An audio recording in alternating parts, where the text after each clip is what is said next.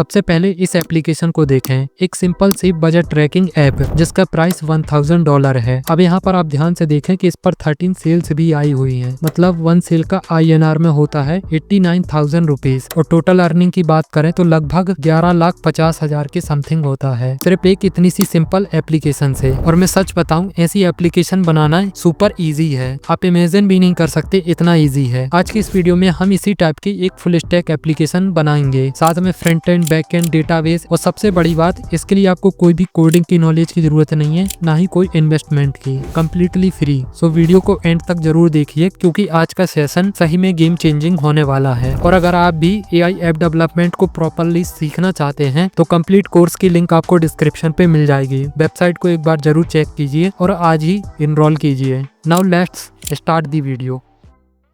तो ये रहा वो एप्लीकेशन जिसे हम आज बनाने वाले हैं। बेसिकली एक बजट प्लानर ऐप है जिसमें आप अपने बजट को लिस्ट कर सकते हैं और मैनेज कर सकते हैं बहुत आसानी से। तो ये रहे कुछ इस एप्लीकेशन की UI इमेजेस जिनका यूज़ करके हम इसी का UI हम क्लोन करेंगे, मतलब इसका कॉपी बनाएंगे। तो एक न्यू फोल्डर क्रिएट कर लेते हैं, देन उस पर हम अपनी इमेजेस को सेव कर लेते हैं। फिर इसके बाद हम AI को देकर इसका सेम क्लोन बनाने की कोशिश करेंगे, बट इससे पहले हमें PRD बनानी होगी क्योंकि इसके सारे फीचर फंक्शनैलिटीज़ को हमें कॉपी करना होगा, देन ही हम बना पाएंगे। तो ये रही वो सारी इमेजेस जो कि हमने डाउनलोड की हुई हैं। तो इन्हें सभी को सिलेक्ट करेंगे, देन ChatGPT पर अपलोड कर देंगे। अब यहाँ पर प्रॉम्प्ट टाइप करेंगे और इस प्रॉम्प्ट में ये बता देंगे कि जो हमारी ये UI इमेजेस है उनका screen wise feature functionalities PRD बना दो। PRD की फुल फॉर्म होती है प्रोडक्ट रिक्वायरमेंट डिस्क्रिप्शन, जिसमें बेसिकली हम जो कुछ भी बनवाना चाहते हैं किसी भी AI मॉडल से उसमें सारी हमारी रिक्वायरमेंट्स होती हैं। तो यहाँ पर आप देख सकते हैं हमारी इमेजेस के अकॉर्डिंग यहाँ पर स्क्रीन वाइज कंप्लीट एप्लीकेशन की फीचर फंक्शनैलिटीज, कलर कॉम्बिनेशन जैसी सारी चीजें बता दी हैं। अब इनका यूज करके हम अपनी एप्लीकेशन बना सकते हैं। तो अब हमने अपने फ्रंट एंड के लिए PRD रेडी कर लिया है। अब बैकएंड को भी देख लेते हैं। तो बैकएंड में हम यूज करने वाले हैं फायरस्टोर फायरबेस का। तो उसके डेटाबेस को बनाने के लिए हम यहाँ पर कंप्लीट स्ट्रक्चर भी जनरेट करा लेंगे कि कैसा हमारा कलेक्शन होगा, क्या उसके स्ट्रक्चर रहेगा। फिर इसे हम AI की हेल्प से पुश भी करा सकते हैं, जो कि मैंने ऑलरेडी कई वीडियोस में बताया हुआ है। तो अब हमने अपने एप्लीकेशन के लिए front end and back and का PRD रेडी करा लिया है। अब इसके बाद आपको कोई भी अपना AI कोड एडिटर ओपन कर लेना है, जो भी आप यूज़ करते हैं, लाइक कर्सर, विंडसर्फ या ट्रे, जो भी आप यूज़ करते हैं। वैसे अब तो VS कोड पर भी आपको AI एजेंट मोड देखने के लिए मिल जाता है, तो आप उसे भी यूज़ कर सकते हैं, बट मैं सजेस्ट करूँगा कि आप विंडसर्फ को यूज करें क्योंकि इस पर आपको कुछ ऐसे मॉडल्स फ्री ऑफ कॉस्ट देखने के लिए मिल जाते हैं। अब चलिए अब एक फ्लटर न्यू प्रोजेक्ट क्रिएट करते हैं। तो हमने फोल्डर को सिलेक्ट कर लिया एंड देन प्रोजेक्ट क्रिएट कर लिया। अब यहाँ पर नेम आप कुछ भी रख सकते हैं। वैसे इस एप्लीकेशन का नाम QMax है। हम यहाँ पर अपना कस्टम नाम रखेंगे बजट ट्रैकर। मैंने इसे सिंपल नाम दे दिया है। हमारा फ्लटर प्रोजेक्ट सक्सेसफुली यहाँ पर रेडी हो चुका है। आइए अब main.dat को रन करके आउटपुट भी देख लेते हैं। देन इसके बाद हम अपना फ्रंट एंड बैक एंड बनाएंगे। तो यहाँ पर हम थोड़ा वेट कर लेते हैं, प्रोजेक्ट रन हो रहा है।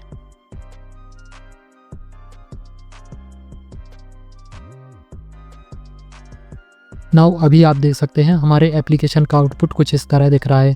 तो अब वापस से आ जाएंगे हम यहाँ पर अपनी प्रोजेक्ट फाइल पर और यहाँ पर हम अननेसेसरी फोल्डर को सिलेक्ट करके डिलीट कर देंगे जिनके लिए हम एप्लीकेशन नहीं बनाना चाहते, ताकि इसका AI एजेंट कंफ्यूज ना हो और किसी हमारे सिलेक्टेड ऑपरेटिंग सिस्टम के लिए ही एप्लीकेशन बनाए, जैसे कि हम एंड्रॉयड के लिए बनाना चाहते हैं। इसके बाद हम आ जाएंगे फायरबेस पर, एक न्यू प्रोजेक्ट क्रिएट करेंगे। मैंने यहाँ पर प्रोजेक्ट का नाम सिंपल ही रखा है, जो पहले रखा था फ्लटर पर। तो हमारा प्रोजेक्ट क्रिएट हो रहा है, इसमें थोड़ा टाइम लग सकता है। नाउ प्रोजेक्ट क्रिएट हो जाने के बाद हम यहाँ ऑथेंटिकेशन को सिलेक्ट कर लेंगे क्योंकि सबसे पहले हमें ऑथेंटिकेशन सिस्टम अप्लाई करना है। अब यहाँ इमेज पर देखें तो हमें यहाँ पर ईमेल ऑथेंटिकेशन सिस्टम देखने के लिए मिल जाता है। तो हम भी यहाँ पर ईमेल ऑथेंटिकेशन प्रोवाइडर को सिलेक्ट कर लेंगे, ना कि गूगल वगैरह को। हम सिर्फ यहाँ पर ईमेल को सिलेक्ट करेंगे। इसके बाद हम डेटाबेस क्रिएट करेंगे, नेक्स्ट करेंगे। यहाँ पर हमें लोकेशन मेक श्योर आपको अपनी नियर बाई लोकेशन को ही सिलेक्ट करना है। यहाँ पर आपको इंडिया के 2 सर्वर देखने के लिए मिल जाते हैं, दिल्ली एंड मुंबई। तो जैसे ही सेलेक्ट कर लेते हैं हमारा डेटाबेस सक्सेसफुली क्रिएट हो गया है। अब हमें क्रिएट करने हैं कलेक्शंस। तो मैं इस पर ऑलरेडी कई वीडियोस में बता चुका हूँ कि कैसे आप मैनुअल तरीके से क्रिएट कर सकते हैं और कैसे आप AI की हेल्प से डाटाबेस पुश करा सकते हैं। जो हमारा स्ट्रक्चर है इसे आप यहाँ पर ऑटोमेटिकली भी क्रिएट करा सकते हैं, बट उससे पहले अभी हमें अपनी एप्लीकेशन को रजिस्टर करना होगा, देन हम डेटाबेस क्रिएट करेंगे। तो यहाँ रजिस्टर करने के लिए सबसे पहले तो हमें पैकेज नेम इंटर करना होगा। तो इसके लिए हम प्रोजेक्ट फाइल पर हमें ऐप के फोल्डर में, सोर्स के फोल्डर के अंदर हमारा पैकेज नेम होता है ग्रेडल फाइल के अंदर, तो यहाँ से उसको कॉपी करके पेस्ट कर देंगे। इसे आप चाहे तो चेंज भी कर सकते हैं, ज़रूरी नहीं कि आप डिफ़ॉल्ट ही रखें, बट टाइम सेव करने के लिए मैं डिफ़ॉल्ट का यूज़ कर ले रहा हूँ।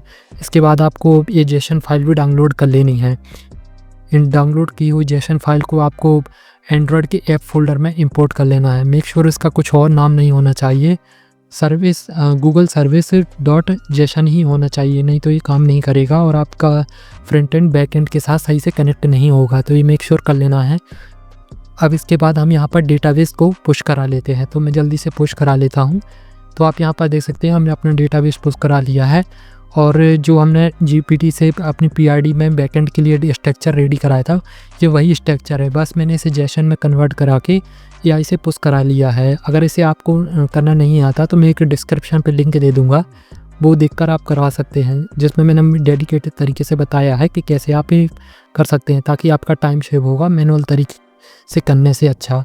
अब हम अपना फ्रंट एंड रेडी कराएंगे, क्योंकि बिकॉज हमें बैकएंड में इतना ही करना होता है, डेटाबेस स्ट्रक्चर और अपना ऑथेंटिकेशन, जो कि इस एप्लीकेशन जो हम बना रहे हो उसमें इतना ही चीज़ें रिक्वायर्ड है, तो इतना ही करना है। अब इसके बाद हम फ्रंट एंड पर आते हैं, तो यहाँ पर हमने मेन डॉट डाट को, पीआरडी को एंड जेसन को टैग करके अब यहाँ पर पेस्ट कर दिया है। अब इसके बाद हम यहाँ पर सारी जो इमेजेस हैं, यूआई इमेजेस, उन्हें भी यहाँ पर पेस्ट कर देंगे। आप चाहे तो एक रिक्वायरमेंट .md नाम की फ़ाइल बनाकर उस पर सारी रिक्वायरमेंट भी पेस्ट करते सकते हैं, जो पीआरडी हमने जनरेट कराई थी, तो वो भी कर सकते हैं, ये बेटर रहेगा। और मैं हर वीडियो में आपको सजेस्ट करता हूँ, जिससे कि आपके कोई भी फीचर मिस नहीं होंगे, आपके पीआरडी के अकॉर्डिंग ही एप्लीकेशन बनेगा। तो इसे आप एक बार ज़रूर ट्राई करें। तो अब हमारे फ्रंट एंड बनना स्टार्ट हो गया है, इसमें थोड़ा टाइम लग सकता है, तो इसलिए मैं आपको फास्ट फॉरवर्ड करके दिखा सकता हूँ।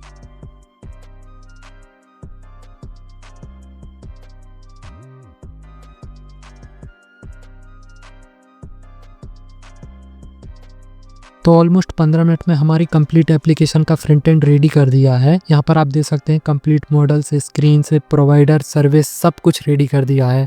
आइए अब इसे हम वेब पर रन करके देखते हैं, फिर इसके बाद हम इसे एक रियल एंड्रॉयड डिवाइस पर भी रन करके देखेंगे। तो यहाँ पर हमने वेब पर रन किया, तो हमारी एप्लीकेशन कुछ इस तरह देखने के लिए मिल रही है। अभी हमें यहाँ पर काफ़ी सारी प्रॉब्लम फेस करनी पड़ सकती हैं, जिन्हें हमें फिक्स करना होगा। तो यहाँ पर अभी तो आपने साइन इन स्क्रीन पर देखा कि फुल स्क्रीन में काम नहीं कर रहा है। अब आइए हम एक रियल एंड्रॉयड डिवाइस पर भी रन करके देख लेते हैं। तो सबसे पहले में हम अपने डिवाइस को मिरर करके देख लेते हैं, फिर इसके बाद आपको आउटपुट देखने में आसानी होगी। तो मैंने यहाँ पर अपने डिवाइस को कनेक्ट कर लिया है, देन सेलेक्ट करके अब हम अपने प्रोजेक्ट को रन करेंगे और एपीके फाइल बिल्ड होने तक का वेट करेंगे। इसमें थोड़ा टाइम लग सकता है, डिपेंड करता है आपकी सिस्टम स्पीड पर, तो हम यहाँ पर थोड़ा वेट करते हैं। सो आप यहाँ पर देख सकते हैं हमारी एपीके फाइल सक्सेसफुली बिल्ड हो गई है और हमारे अब डिवाइस पर रन भी हो गई है। तो ये ओपन हो रहा है, इसे हम थोड़ा साइड में ओपन कर लेते हैं ताकि अच्छे से टेस्टिंग कर पाएँ और बग्स को देख पाएँ। और मैंने यहाँ पर डीबग कंसोल को भी ओपन करके रखा है ताकि हम रियल टाइम पर बग्स को देख पाएँ। अब यहाँ पर हम कंपेयर करके देखें तो यहाँ पर हमें कलर कॉम्बिनेशन का थोड़ा हमें डिफरेंट देखने के लिए मिलता है। यहाँ पर थोड़ा लाइट है, बट यहाँ पर हमें थोड़ा कॉन्ट्रास्ट कलर्स देखने के लिए मिलते हैं। बट कलर कॉम्बिनेशन में जो हमने बनाया एप्लीकेशन, वो थोड़ा मुझे बेटर लग रहा है। बाकी आप कमेंट करके बताना कि कौन सा सही लग रहा है।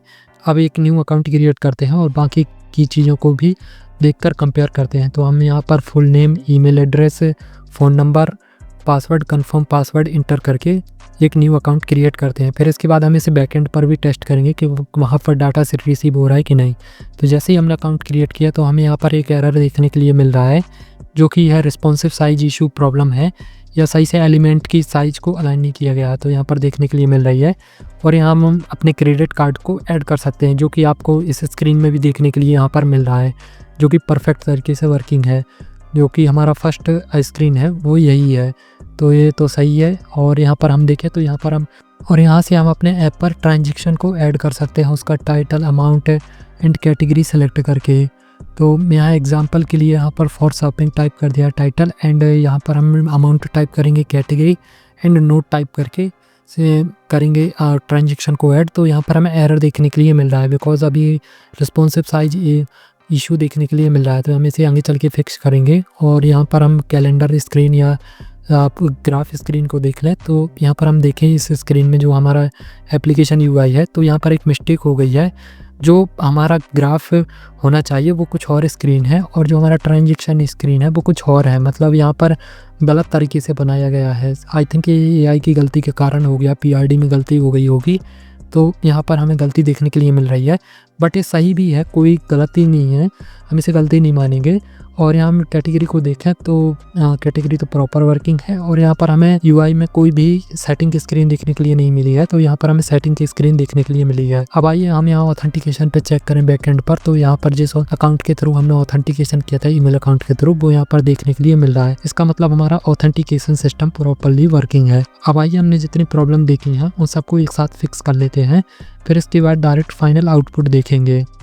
तो अब हमने अपनी एप्लीकेशन की ऑलमोस्ट सारी प्रॉब्लम्स को फिक्स कर लिया है। अब आइए डायरेक्ट रन करके आउटपुट देखते हैं, देन टेस्टिंग करते हैं कि क्या हमें प्रॉब्लम्स देखने के लिए मिलती हैं। तो हमारी एपीके फाइल बिल्ड हो रही है और हो भी चुकी है और हमारे डिवाइस पर रन भी हो चुकी है। तो सबसे पहले तो हमें ऑथेंटिकेशन करना होगा, लॉगिन करना होगा। तो हमने जो पहले अकाउंट क्रिएट किया था इसे ही हम लॉगिन कर लेते हैं ताकि हमें न्यू अकाउंट क्रिएट ना करना पड़े। तो यहाँ से इसे कॉपी कर लेते हैं, देन हम वापस से एप्लीकेशन पर आकर यहाँ हम ईमेल पर पेस्ट कर देते हैं और यहाँ पर हम पासवर्ड भी एंटर करके साइन इन कर लेते हैं या लॉगिन कर लेते हैं। तो जैसे ही हम साइन इन या लॉगिन करते हैं तो हमें जैसा हमारा वो एप्लीकेशन था जिसका हम क्लोन बना रहे थे, सेम उसी की तरह हमें इंटरफेस देखने के लिए मिलता है। 100% तो नहीं, बट हमें 50% उसी का कॉपी देखने के लिए मिलता है। अब यहाँ पर हम ट्रांजैक्शन को भी ऐड कर सकते हैं, जैसे कि एग्जांपल के लिए मैं यहाँ पर आपको ऐड करके दिखा दे रहा हूँ। तो मैंने यहाँ ऐड किया तो सक्सेसफुली ऐड हो गया। अब यहाँ ग्राफ पर आएंगे तो यहाँ पर हम अपने कैलेंडर की डेट वाइज भी ट्रांजैक्शन को ऐड कर सकते हैं और ट्रांजैक्शन सेक्शन पर हम सारे ट्रांजैक्शन को भी देख सकते हैं या नया ट्रांजैक्शन भी ऐड कर सकते हैं जो कि प्रॉपरली वर्किंग है। साथ में फ़िल्टर और कुछ फीचर्स और देखने के लिए मिल जाते हैं। कैटेगरीज तो पहले भी वर्किंग था और अभी आप यहाँ पर देख सकते हैं कैटेगरीज में भी थोड़ी बहुत इम्प्रूवमेंट हुए हैं।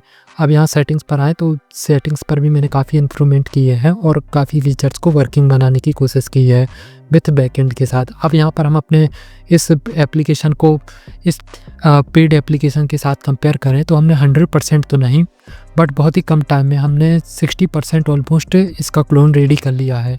अगर हम इस पर और टाइम देते तो और भी अच्छा एप्लीकेशन बना सकते थे और ऐसे ही क्लोन बना सकते थे, लेकिन इसके लिए हमें थोड़ा और टाइम देना होता। लाइक इसके लिए हमें और मटेरियल रिसर्च करनी होती। तो मैं इसे कॉम्प्लेक्स नहीं बनाना चाहता था, इजीली आप किसी भी एप्लीकेशन का क्लोन बना सकें। तो आप एक बार डेफिनेटली ट्राई करना है, इससे आपकी नॉलेज भी इम्प्रूव होगी और साथ में आप डेवलपमेंट को बहुत ही अच्छे तरीके से समझ पाएंगे। सो आई होप आपको ये वीडियो इन्फॉर्मेटिव लगी हो। इन्फॉर्मेटिव लगी तो प्लीज़ लाइक के बटन को दबाना ना भूलें और ऐसी और वीडियोज़ के लिए इस चैनल को सब्सक्राइब करना ना भूलें। मिलते हैं नेक्स्ट वीडियो में। Thanks for watching.